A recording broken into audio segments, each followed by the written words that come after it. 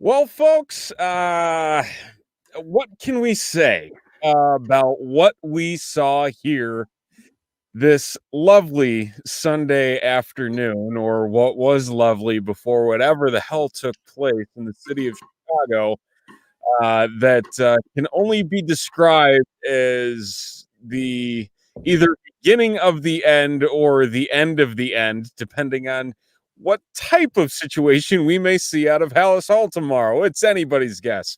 But welcome into the Bearfront Podcast Hurry Up Recap. I'm Steven Johnson. He is Nick Bidding. Nick, my God. Like, my God. If it wasn't so predictable, it would be really funny. But it's so painful.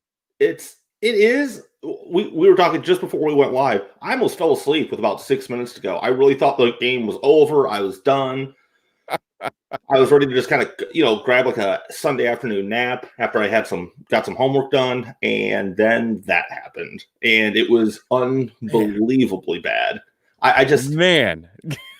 And what's funny is right before the game, Zach, I don't know. I think Nagy's a good coach. I'm just like, no, he's not. Like, we're not doing this. He's really bad. It's not a thing. And then as soon as the games were, all right, I'm done with it. Like, I'm off the Nagy thing. 20. I mean, just the points, the 23 points in the first half, and then you come out and score 7. You have your same issues that you have time and time again in the third quarter, and you end up losing 34-30. You give up 21 second half points to the Detroit Lions, who just fired their coach, who just allowed themselves to legit just call it quits on the season. Mm-hmm. And by all accounts, the game is put away. You're up by 10. For whatever terrible reason, you choose to pass it twice in an under 4-minute situation, under 3-minute situation, instead of forcing your opponent to take timeouts. Mm-hmm. And then I mean, we'll get to this at some point here, I'd imagine in the next half hour or so, but the incompetence of Germain Ifedi and Charles Leno Jr. My God. I mean, the tackle play could not be any worse on any team you could possibly imagine. It's horrendous. There's no way. What's especially galling about that pass play that Trubisky got sacked, essentially sacked with the sack fumble on. What's insanely galling about it is Miller was open for a long time, and actually Miller was dragging across the field wide open, and Trubisky saw him really late, and by the time he decided to pull the trigger on it, too late, strip sack, ball game. And then the defense comes out. I understand you put them in a bad situation, but Adrian Peterson went ham on that touchdown run and just ran through the entire Bears defense. He looked like 24-year-old Adrian Peterson. Oh, yeah. Not, 4 Adrian Peterson. I don't even know how old he is. I mean, he's getting up to Frank Gore range at the point that his career has gone along. But, I mean, he still shows up when he needs to show up, and he did that here today. 2 touchdowns for Adrian Peterson on the day. I mean, there's just so much about this game, and the worst part of it all, is Mitch Trubisky looked pretty damn good before that fumble, and nothing about today, honestly, can you pin on him. Like, it just blows my mind that for all the things we heard about this year that led to this moment, that the quarterback play was not the thing that sunk the Bears. No, I mean, Trubisky looked fine. He looked like a Mitch, like good, kind of a good.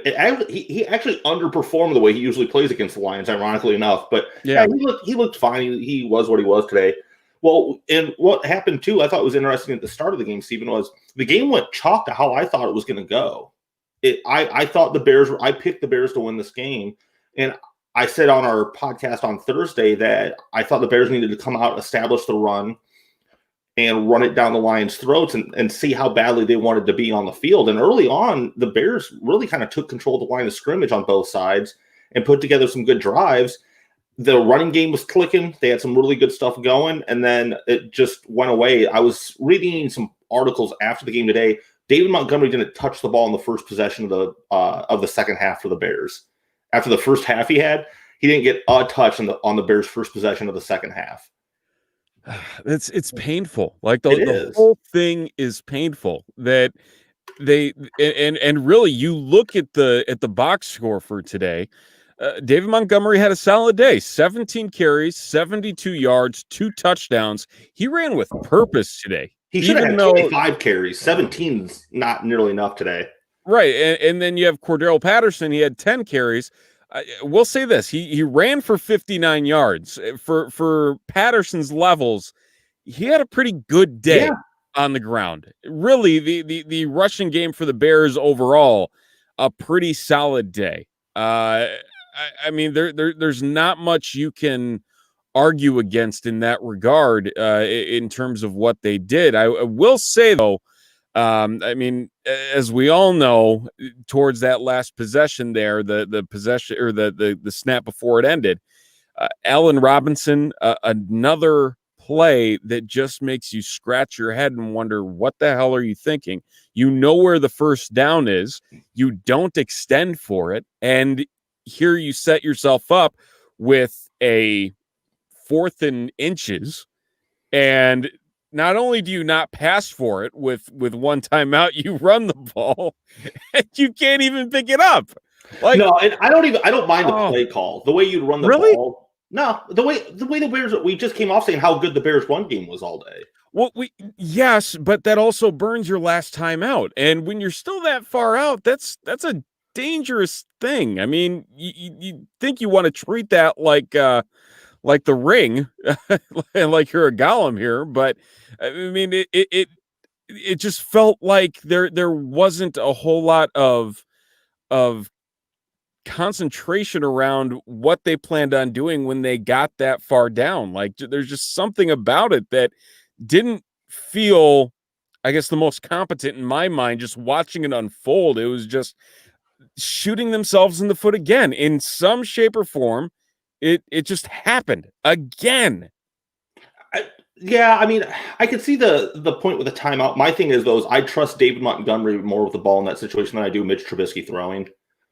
It might be that easy to me, honestly, especially if you're just going to have Mitch drop straight back. I don't know if I trust Mitch in that situation. And the thing is, too, is even if you throw the ball, you still have to be able to throw to the middle of the field. So you might be burning the timeout either way. So you might as well just run your best play and use your best player. Yeah, I mean, to an extent, I mean, it just, yes, I do think that, you know, for what we have given specifically Matt Nagy heat on, like the running Patterson on the 3rd and short situations, or even 4th and short situations earlier this year. In that regard, yeah, it does kind of feel a little hypocritical, but I mean, just in terms of the time crunch. But just, I think the thing that aggravates me the most is just the fact that the play should have never happened, that there should have been a first down picked up. That, again, it was another, boneheaded mistake. It's a symptom of a poorly coached team and a poorly run organization. Like, these are all symptoms of that. All of this stuff is. It's bad play calls, and then you get brain farts in the middle of the games because there's no accountability for them. It's just a symptom of the overall issue. And I said it Thursday. I've said it on Twitter last week. I'll say it again tonight. If Matt Nagy and Ryan Pace aren't fired tomorrow, this shows you the Bears are an absolute gutless and cowardly organization. Just unequivocally. Right. I mean, firing a coach mid-season is not something that the Bears do. It's never been something that they do, specifically when you're talking about a head coach, not necessarily talking GM right now. that still has 2 years on his contract. That's going to be a lot of eaten money here by the McCaskies. And again, you can argue day in and day out that they own an NFL franchise. They churn out millions upon millions of dollars in revenue. And yeah, this year is going to be a little lighter in the pocketbook because obviously they're not getting that game day revenue. However, I just don't get how you can sit here and say we need to reevaluate things, especially when how many teams are already on that path to looking for a new head coach, looking for a new GM. You have the Texans, you have the Lions. I know I'm forgetting a third already. It makes you wonder, like, why not start that process now? Make sure that you have the guy that you know is the right guy instead of possibly getting stuck with the third, fourth, fifth, sixth best option when you're firing these two on the Black Monday, January 4th, along with potentially another 5, 6, 7 teams. Well, and Steve, I get the argument because it's a factual argument. It's just firing a coach midseason, especially the GM, isn't something the Bears do, but right. Maybe they should because, like, honest moment here, this is a team with one championship in the last 35 years and with 4 playoff wins in the last, 20 some years, 25 years, date back to 94. Since Ditka left, it's 4 playoff wins, right? Because they one in 94, 2 in 2006, and then 1 in 2010. Correct. So that'd be four playoff wins since 1994.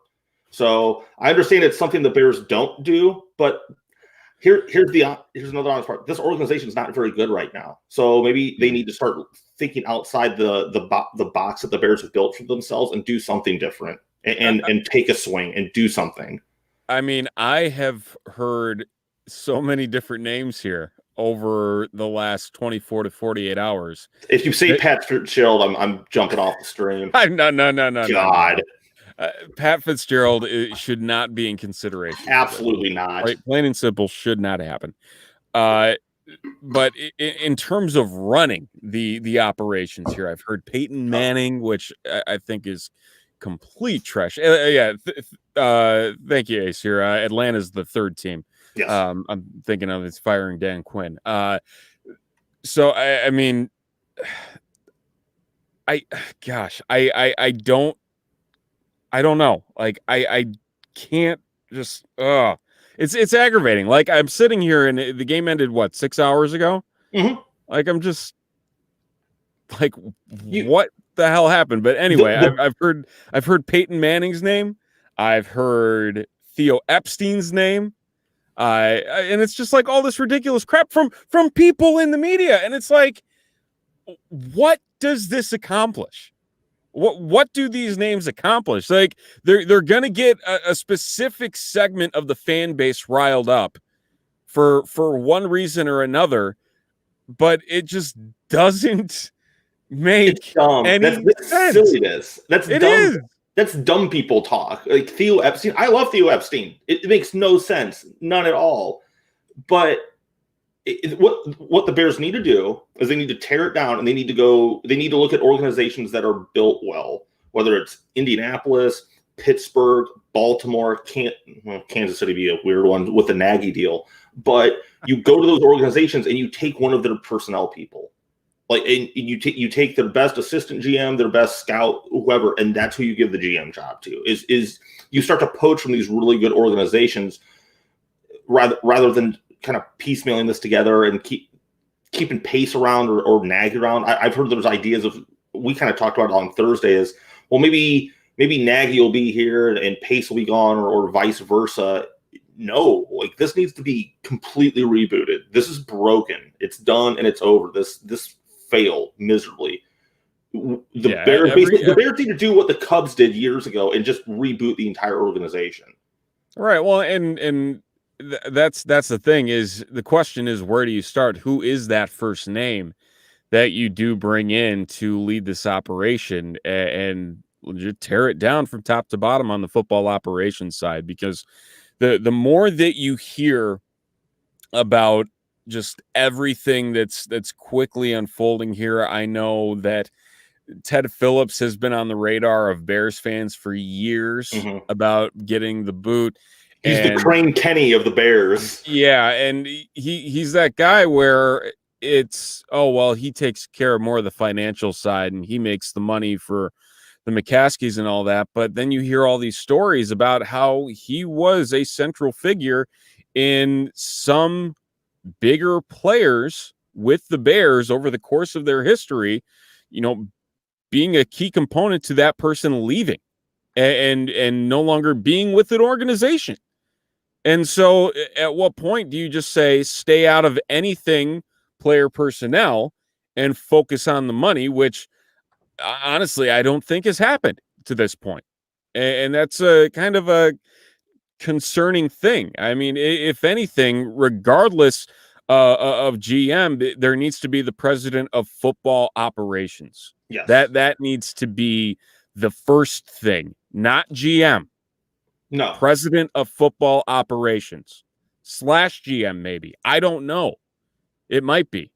Yeah, in the short term, and I was just looking at a link of the top GM candidates, and their names none of us ever heard of, and that's okay. But if you look at the organizations that they're with, those are the organizations that you want to poach from in a lot of ways. The Kansas Cities, the New Englands, the Colts, those type of organizations are the ones you want to look at. Pittsburgh. I don't think there was a guy from Pittsburgh on that list, but that's another organization that I really like the way they're run.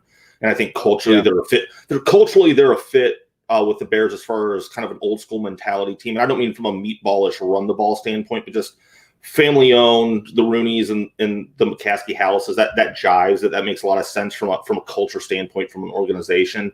So I think that could be a fit if there's an assistant GM or a director of scouting or a pro personnel guy there. But at the end of the day, the person that's going to be the head of football operations and the GM of the Bears, we don't know who that person's name is. It's not going to be someone that's well known. It's not going to be Peyton Manning. It's not going to be Theo Epstein. It's going to be none of this silliness. It's going to be a professional football, personnel guy, and they're going to come in and do the job. Yeah, there is one name on here for the Steelers, that being Brandon Hunt, who is the pro scouting director for the Pittsburgh Steelers. So definitely a GM candidate in many regards, honestly. And this is almost a polarizing name, I'd have to say, in a sense, just based on how his two tenures have gone. But you see how they have come together now in terms of what he had more or less created before he was ousted, and that being John Dorsey. The guy that is ultimately responsible for what we are seeing on the field tonight in Kansas City. He drafted Mahomes, he drafted Hill, he drafted Kelsey, he drafted Eric Fisher. I mean, he had a lot of solid picks there in Kansas City, and then moving to Cleveland and picking up quite a few names. I mean, he grabbed Chubb, he grabbed Hunt, Baker Mayfield, Odell Beckham, Jarvis Landry, Sheldon Richardson, Donovan People-Jones, who's starting to turn into something. And this is a 9-3 team. This is a 9-3 team that he built before he was let go prior to this year. And similarly to what I was just saying about Pittsburgh, Dorsey working with the Hunts in Kansas City also is a cultural fit with Chicago, coming from a family-owned team. You understand that dynamic and how that works. So that those are the type of people, I guess, to look for, and those are the type of kind of smoke signals to look for, or as this process moves forward. But in 3 months, if that's the new head of football operations for the Bears, I would put that one in the win column and support it. And I would assume if Dorsey gets it, he basically becomes head of football ops, then he's hiring a GM, and he's probably poaching maybe Kansas City's, pro personnel guy or something as well, or head of scouting as for the GM role. Yeah, there's again, hopefully a lot of moving pieces. Again, you hope that it is 3 guys and not 2. That's ultimately what it comes down to. And even then, once you get the 2 guys in place, hopefully 2 guys, if not just the GM, who the coach is going to be. And this kind of spirals into a whole new question, that if we do get a scorched earth approach to tomorrow, and both Pace and Nagy are let go tomorrow morning, Chuck Pagano is probably the guy next in line. And the aggravating thing is here, you could say that he is more worthy of getting his walking papers right now than he is getting this opportunity to be the interim head coach, despite the fact that he's the only guy on this coaching staff right now with that experience. Yeah, but it'd probably be done with a wink and a nudge where it's, hey, you're the intern, but you have no shot at this job long term. Like, you're not getting an interview. This is basically just a Band-Aid on the bullet wound right now for the next few games. Then you're out for the next 4 games. Then you're out the door. So I get it. Yeah, I agree with your point. Like, Pagano should be also on the chopping block tomorrow, probably as well. But we know that's just not the way the NFL world works. And Pagano has head coaching experience, and he can keep things afloat for 4 games or so, and then just kind of move it on down. And a thought I had, I really hope the Bears, if they're not going to move on from Pace and Nagy, I really hope it's not because the Bears are still mathematically in the playoff hunt. This is over. So I really hope there's no organizational meeting going on. Oh, we're still mathematically in it. Yeah, you're mathematically in it for this year, but you have to make decisions beyond this year because this isn't working. This isn't a thing anymore. I mean, God, how painful would that be? Just to just twist the knife in Bears fans everywhere in terms of, oh well, don't worry about it too much. Don't worry about it too much. We're still in this. I mean, because that I hate saying it, but it feels like something that the Bears would say.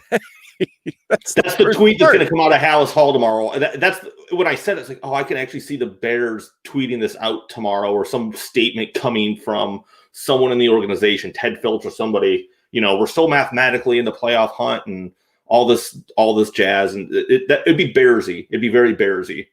Yeah, I mean, it would be. I mean, and here's another one here too that we're getting in Facebook comments. Louis Riddick is another name for GM. Just that does nothing for me. Really? Okay. All right. Not really. Nothing for me. But yeah, I mean, the question came up in my mind as all of this really started to unfold pretty quickly after 3:15 came and went this afternoon. Does this moment in time, or does 2014 sting worse towards the end of the Trustman era? I'd have to say I feel I'm more frustrated with where we are now. The Trustman era, I guess part of it too is I wasn't a big Emery guy, and I didn't like the Trustman hire, so I was kind of mentally out of that as soon as those decisions were made. And that was just such a comedy of errors that you had so much going with it, as far as insofar as you had the Cutler fiasco and the McNown stuff, and that was just a weird comedy of errors and a coming together of things. This is more frustrating for me because this team should be better than this, and there's more talent on this team than this. You missed on a draft pick, and it's more frustrating because we have to watch Patrick Mahomes and Deshaun Watson shred the NFL week in and week out. We have to watch Khalil Mack kind of disappear a little bit here recently. Robert Quinn's gone. He was allegedly on the field today. Put him on a milk carton. Yeah, this one's more frustrating because it started off so good. The Trustman era didn't really even start off that great. This one started with so much promise. You thought this was going to build to something. Even if Trubisky flamed out, you're like, all right, well, at least we have a great defense, a coming of age head coach. We can patchwork a quarterback together into this system that we know works and move on from there. But this thing has just gone from 12-4 to just a smoldering pile of ash, and it's just incompetency on every level. Ryan Pace still doesn't come out and talk. That's infuriating. He did talk on Saturday, and that's gutless. But Nagy has no idea what's going on. He's in over his head. Mitch is terrible. It's just, this one's more frustrating. Well, and the sad thing about it too is the press conference today following the game and what was said about, what Matt Nagy had to say, like, why was this happening? Like, what is going on with how your team is going? It's why have the Bears fallen apart over the last 2 seasons? And he goes, I don't know. Your head coach getting asked the question about why are things going off the rails, and he says, I don't know. No, and this is, I say to be fair, but I'm not trying to be fair to Nagy here. In all honesty, we already know he doesn't know the answer to that because he hasn't fixed it. If he could sit up there and answer the question, he would have had the problem fixed by now. He doesn't know what the issue is. But I mean, to an extent, though, you would think that as the head coach of the team, you would at least have something more. Like a BS I don't know. Kind. Like, oh yeah, just it's like when you got randomly called on in high school class. You had no idea what was going on. You're zoned out because you're running on 3 hours of sleep because you stayed up playing COD. I'm speaking from experience here, and the teacher asks you a question. You go, I don't know. Like that I felt that in the moment. I felt it in the moment, and it was like, what is happening here? Like, legit, what is happening here? He. And we know he doesn't know, but for him to be so, like, to your point, for him to be so blunt and honest about it and not have some sort of canned BS, like politically correct answer of how to like dance around this and, oh yeah, get your fire everyone gear because we're going to need that. But just, it was kind of unbelievable. He just basically shrugged his shoulders and said, I don't know. I almost wonder if I don't think he's given up, but I almost wonder if it's just become too much for him at this point. You need to understand, though, especially in this town, you need to be aware of what Bears fans are and what the fans expect of you, what the city expects of you, what the media expects of you. And I feel like that's ultimately a cultural thing you really need to grab onto before you dive headfirst into this job. And it feels like Matt Nagy never got that. And really, there hasn't been a coach here for a while who has got that and understood that. And I mean, it's sad almost, especially when you see the way that other organizations around the NFL carry themselves in terms of how they interact with both A, the media, and B, their own fan base. And it doesn't feel A, genuine, or I was just going to say it doesn't feel authentic. Right. Yeah. Or B, I don't know if knowledgeable is the right word here, but no, like, it feels ignorant. Like, yeah, like they treat everyone like they're morons. Like they really do. And it's almost like, I mean, how many times, and we're seeing it here. I'm going to bring up another thing here. How many times we have heard Matt Nagy say, oh, I have to look at the tape. We have to go back and look at the tape. Or you look at the tape. Yeah, I know. It's like he expects everyone to be okay with that answer when everybody saw what happened. The immediate response out of what happened on the field is obvious to everybody except the guy who's supposed to be answering the questions about what happened. Well, and this is why I said earlier the Bears are an organization that's rotting from the inside, because whether it's been really ever since Ditka left, whether it was Wannstedt or Duran or Lovie Smith or Tressman and Fox and now on to Nagy, it's always the same tone of the fans are talked down to. We're treated like we're dumb. There's always a cloak and dagger routine about practices or injuries or whatever. We barely ever hear from the GMs. It's just the reporters, are kind of treated poorly a lot of times too. And that's gone on for decades now. And It comes from the organization. The organization is rotting from the inside, from the middle. And that's why you need to tear this entire thing apart. You need to tear it down to the studs and rebuild it. Yeah, it's again, it's just a weird feeling, really not knowing where exactly the team is going to go in terms of getting that done.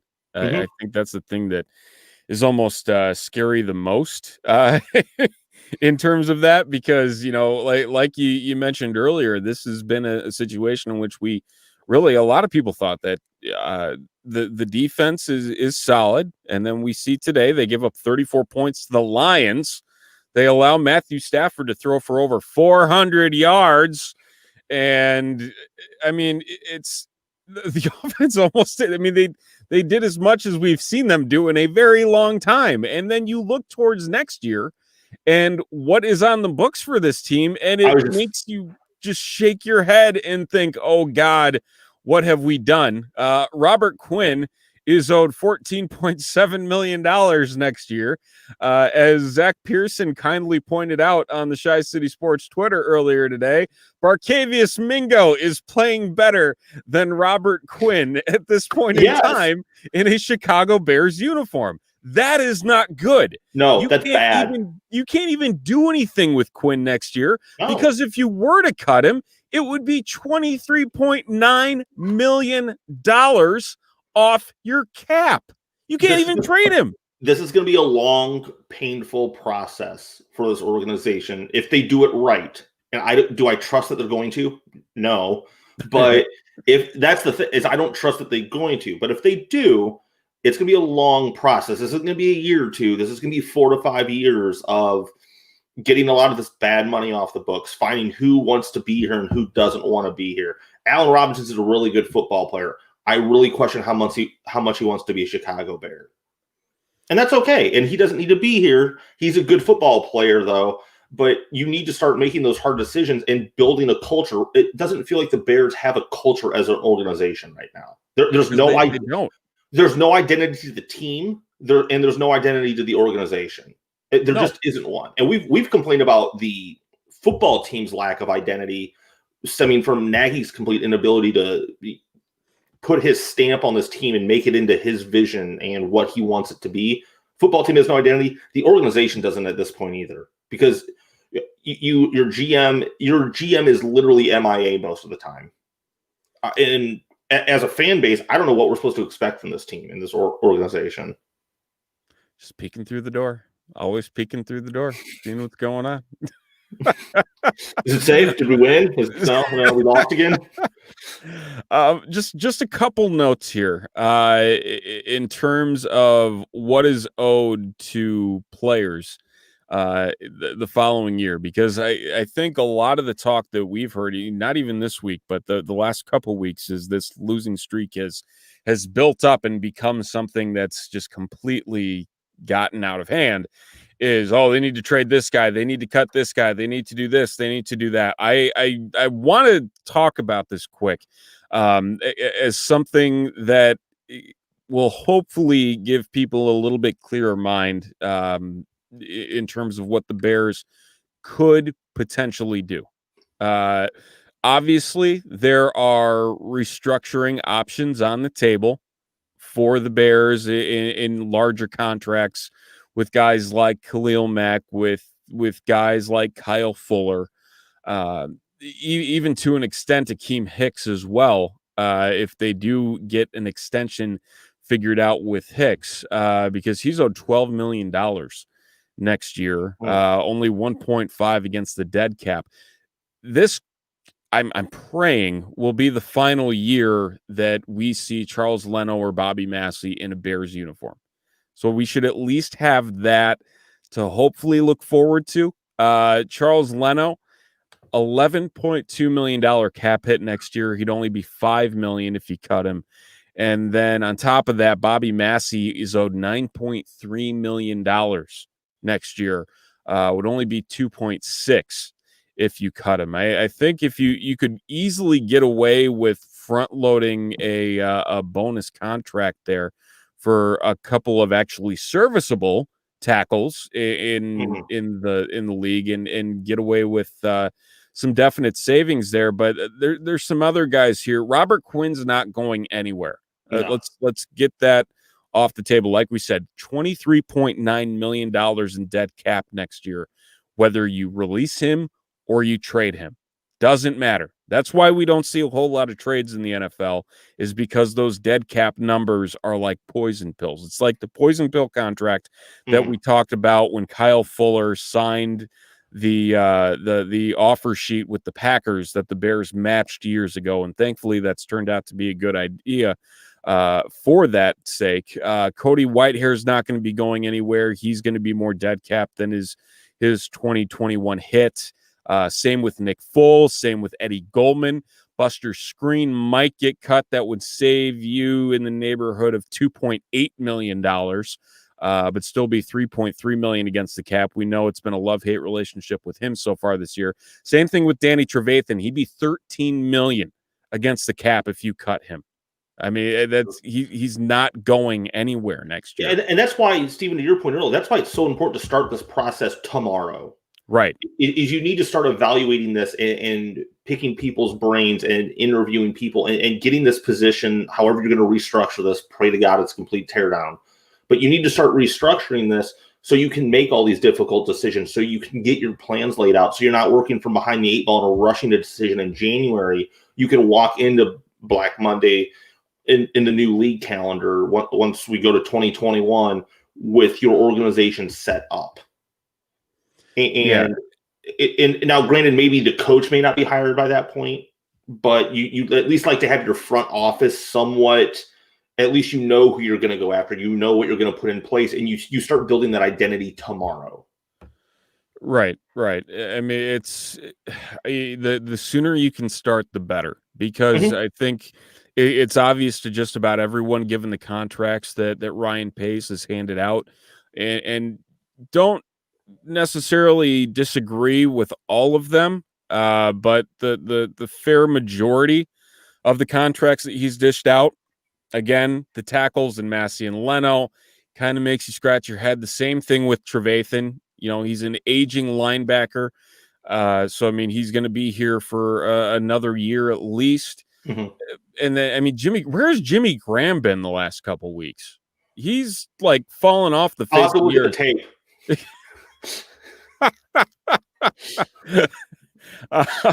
I mean, it's almost painful. I mean, that you talk about a guy that really the Bears were more or less laughed out of the room in terms of, you know, bidding against themselves for, and a guy that is obviously past his prime, that isn't the same guy that we saw with the Saints or with the Seahawks. And I mean, it's just time and time again, even though we don't even know what we're going to see out of Tariq Cohen when he returns from his ACL injury. I mean, and he just got paid. Yeah. Eddie Goldman.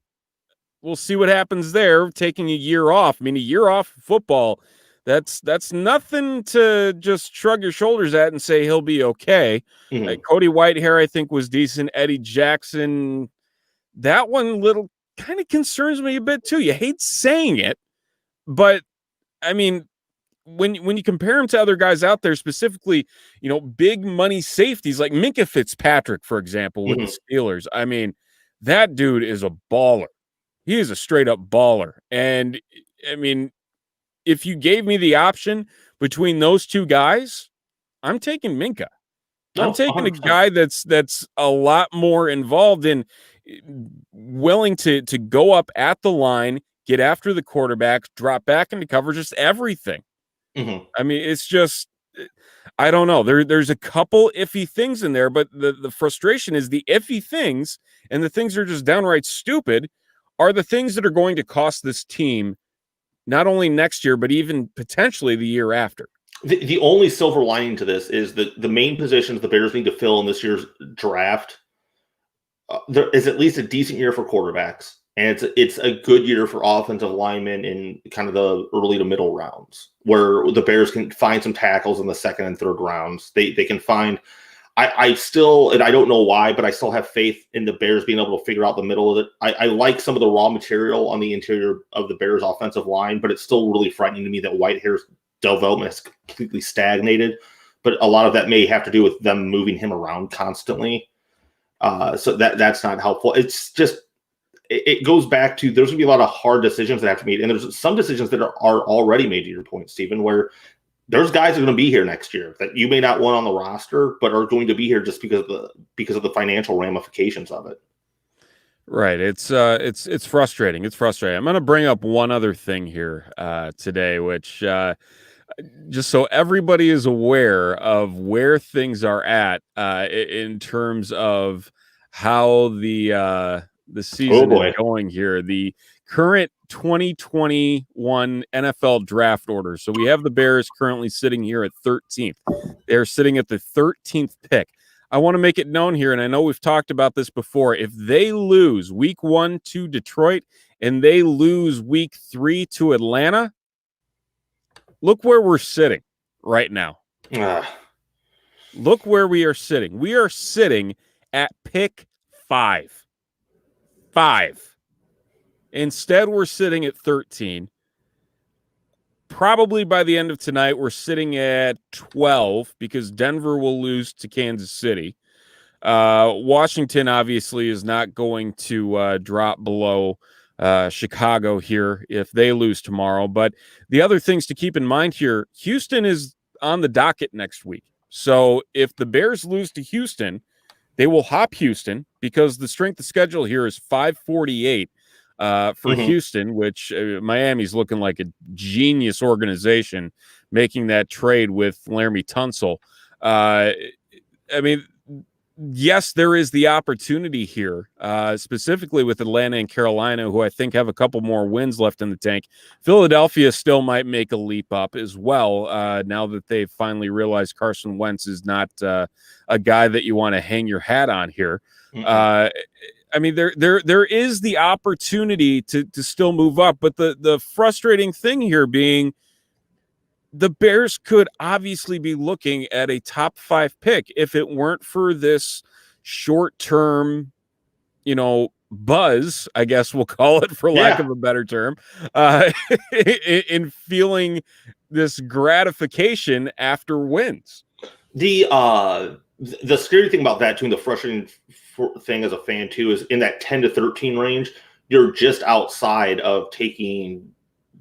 Basically, it would end up being the third quarterback in the draft. I think Lawrence and Fields are going somewhere in the top 3.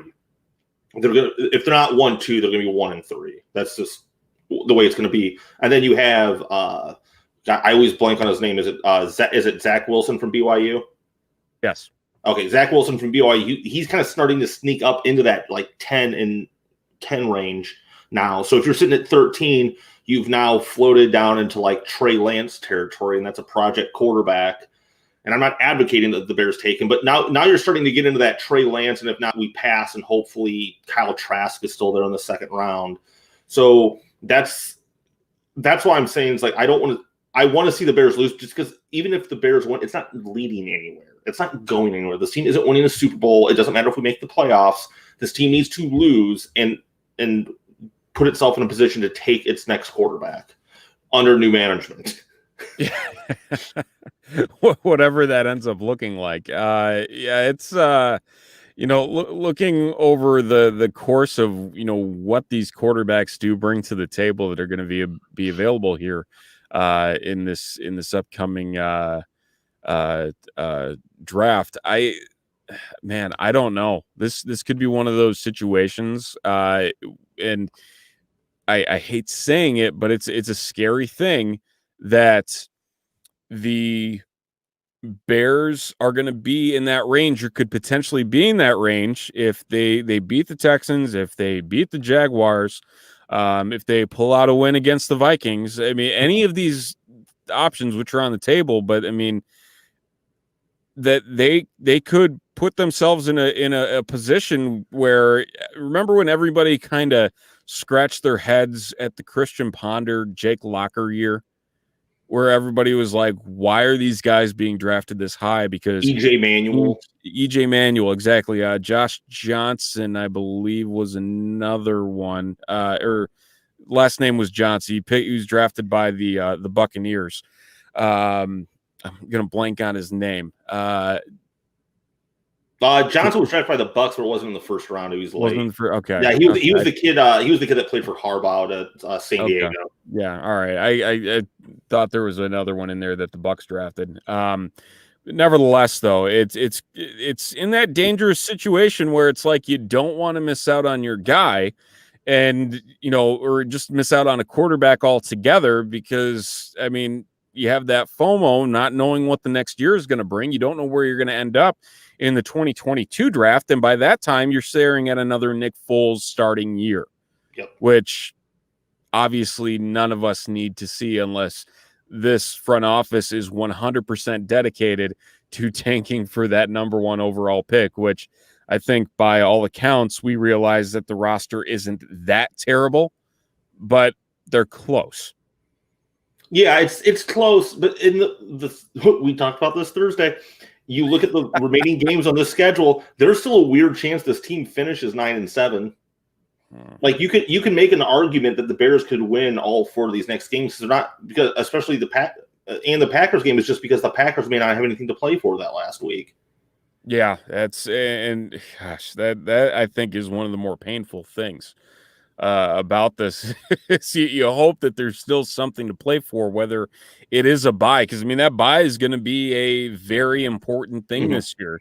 Not there's only one this year, barring a catastrophic COVID situation in which the playoffs expand to 8. Then who the hell cares at that point? But that could also harm the Bears in that own regard. That again, if it's a winnable end of the schedule and it does expand to 8 teams and no one else in the NFC seems to be willing to, win games to be wanting to play in the playoffs. I mean, the Cardinals can't pull together a win to save their lives right now.